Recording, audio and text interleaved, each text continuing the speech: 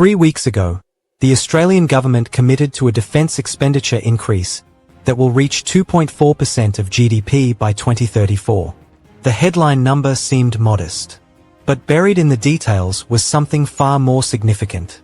Over $368 billion Australian dollars, the largest single defence commitment in the nation's history, locked into submarines that won't arrive until the early 2040s.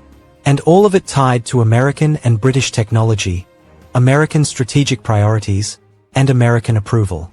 Now, you might think this is purely a defense issue. It's not. This decision affects superannuation returns, because sovereign risk influences bond yields.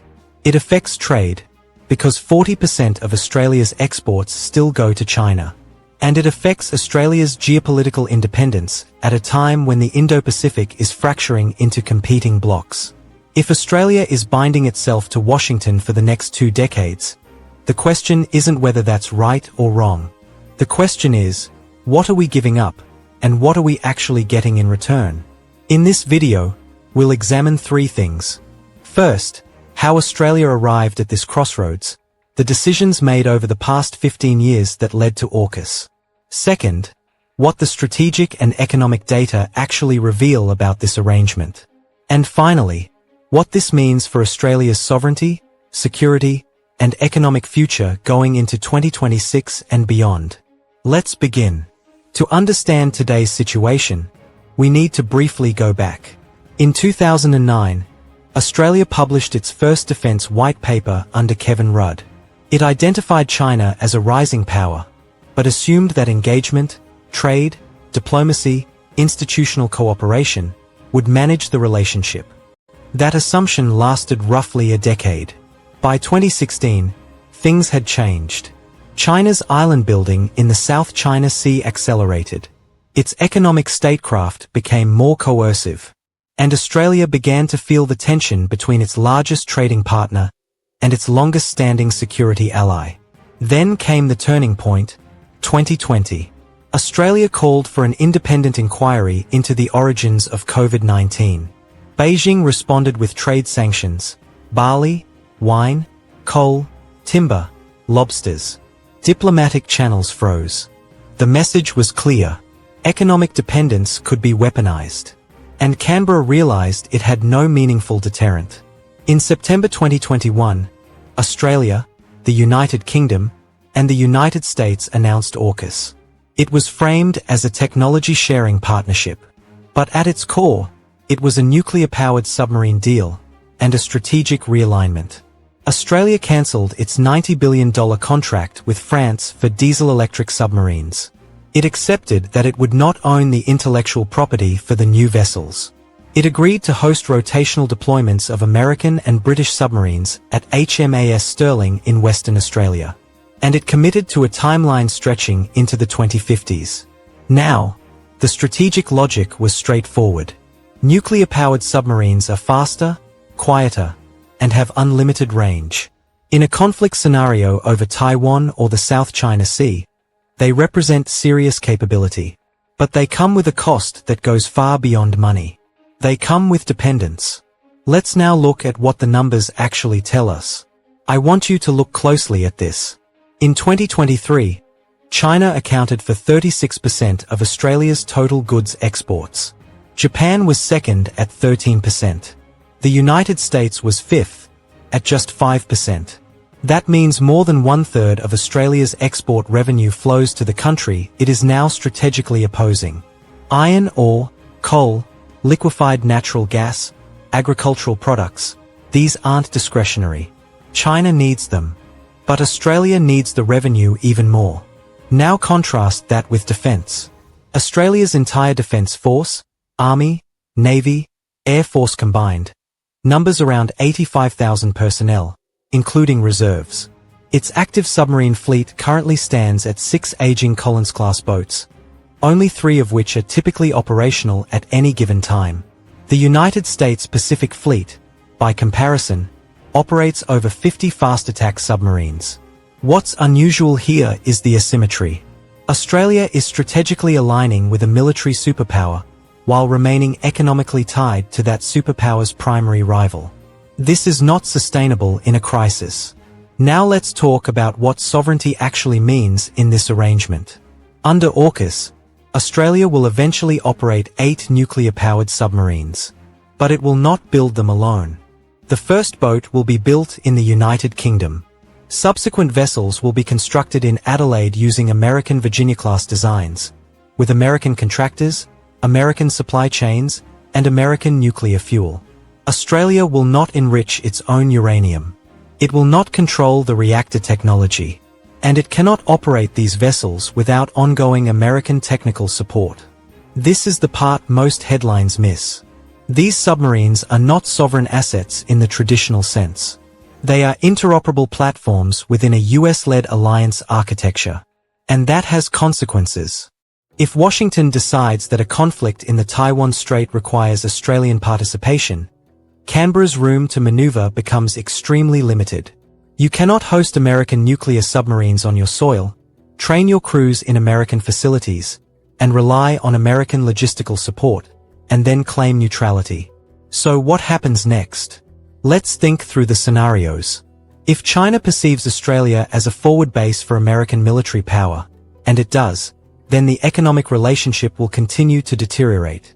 We've already seen targeted sanctions. But those were tactical.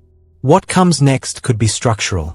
China could diversify its iron ore imports toward Africa and South America. It could shift LNG purchases toward Qatar and Russia. It could replace Australian agricultural products with suppliers from Southeast Asia or South America. None of this happens overnight. But over 5 years? 10 years? The risk is real. Now, let's consider the alternative scenario. If the United States shifts its strategic focus, whether due to domestic politics, fiscal constraints, or a deal with Beijing, Australia could find itself overcommitted. $368 billion spent. Decades of industrial capacity redirected. Diplomatic relationships strained. And for what? Submarines that depend entirely on a foreign power's willingness to sustain them. This is the trap. Australia is betting its security and economic future on the assumption that American primacy in the Indo-Pacific is permanent. History suggests that assumption is dangerous. Let's talk about money. $368 billion is not an abstract figure. It represents roughly 10% of Australia's current GDP, spread over 3 decades. That capital could have been invested in domestic industrial capacity, in renewable energy infrastructure, in securing supply chains for critical minerals, in building a genuine sovereign defense industry. Instead, it's being funneled into a platform that Australia cannot build, cannot maintain, and cannot operate independently. And the opportunity cost compounds. Every dollar spent on AUKUS is a dollar not spent on asymmetric capabilities that might actually deter conflict, cyber warfare, missile defense, drone technology, or enhanced surveillance and intelligence systems that Australia could control. The Australian economy is facing structural headwinds, an aging population, flat productivity growth, rising government debt. Committing this scale of resources to a single, long-term defense program limits fiscal flexibility at exactly the moment the country needs it most. Now, I want to be clear about something. None of this is to say that Australia should abandon its alliance with the United States. That alliance has underwritten Australian security for 70 years. But alliances are not static. They evolve. And the terms matter. What AUKUS represents is not a traditional alliance. It's a form of strategic integration. Australia is not simply aligned with Washington. It is embedded within American operational planning. That's a different relationship. And it comes with different risks. If Taiwan becomes a flashpoint, and the probability is rising, Australia will be involved whether its government wants to be or not. The submarines, the bases, the training, the intelligence sharing, all of it pulls Australia into the conflict. And that raises a question Australians need to ask honestly. Is this arrangement actually enhancing Australia's security? Or is it increasing the likelihood that Australia becomes a target? Because there's a scenario where Beijing concludes that the most effective way to deter American intervention in a Taiwan crisis is to threaten Australian infrastructure. Port facilities, communication hubs, energy grids. Australia is far more vulnerable to that kind of pressure than the continental United States. And AUKUS makes it a more attractive target. Let's be specific about what this path forecloses. Australia had another option.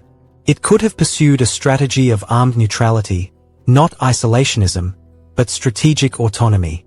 That would have meant investing in capabilities that don't require foreign approval. Conventional submarines with air-independent propulsion, coastal defense systems, a robust cyber and space program. It would have meant deepening economic ties across Southeast Asia, not just with China and the US, but with India, Indonesia, Japan, South Korea. It would have meant becoming a critical node in regional supply chains, critical minerals, energy, food security, rather than a forward operating base. That option still existed 5 years ago. It's narrowing now. Because once you commit $368 billion and integrate your defense industrial base into another nation's ecosystem, reversing course becomes extraordinarily difficult. This is not a decision that can be easily undone by a future government. So when you step back, 3 truths emerge. First, AUKUS represents the most significant strategic commitment Australia has made since World War II, and it is irreversible within any meaningful political timeframe. Second, this commitment increases Australia's military capability, but it does so at the expense of sovereignty and economic flexibility. And third, the arrangement assumes a level of US commitment to the Indo-Pacific that may not survive the next decade of American domestic politics. Australia is not becoming America's 51st state in a legal sense. But in strategic terms, the trajectory is clear. Canberra is binding its security, its industrial base, and its diplomatic posture to Washington in ways that previous generations of Australian leaders deliberately avoided. So here's the question I'll leave you with. Does this alliance strengthen Australia, or does it foreclose the very independence that alliances are supposed to protect? I'd be interested to hear your perspective in the comments. Thank you for watching.